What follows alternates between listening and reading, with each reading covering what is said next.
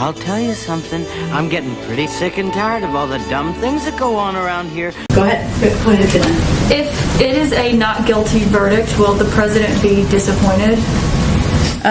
This disease is called gingivitis. I think we're not going to get ahead of the jury, the legal process, and the jury making their deliberations, Caitlin. And when the jury makes their deliberations and concludes and a verdict is found, I'm certain the president will speak to that.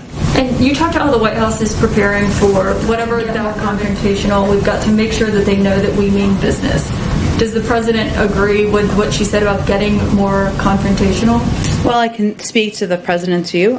He has been very clear that he recognizes the issue of police violence against people of color, communities of color, is one of great anguish, and it's exhausting and quite emotional at times.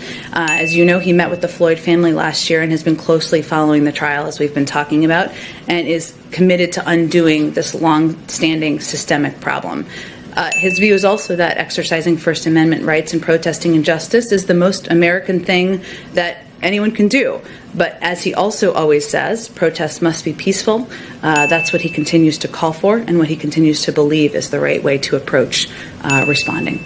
Okay, thank you. And on the refugee cap, so I don't understand what has changed in the last 2 weeks to change those numbers, given 2 weeks ago there were the surging numbers at the border already happening. Well, first, I mean, he remains, the goal he set was 125,000 by the end of the next fiscal year. And 63,500, sorry, that was a tongue twister, is meant to be a down payment on that. And he will absolutely be putting out a cap, an increased cap, over the course in advance of May 15th. So he would absolutely like to get to that goal and reach that objective. But we also want to assess, and that's what we're doing now, what is possible given the fact that the Office of Refugee Resettlement has been hollowed out, and given the fact that the system has been in worse shape. And we're just taking the time to do that. That goal was always aspirational. It was always a huge goal, 10 times what the Trump administration had welcomed in terms of refugees. And so we're going to put out a number. He will put out a number. Man, you are one pathetic loser. Still done.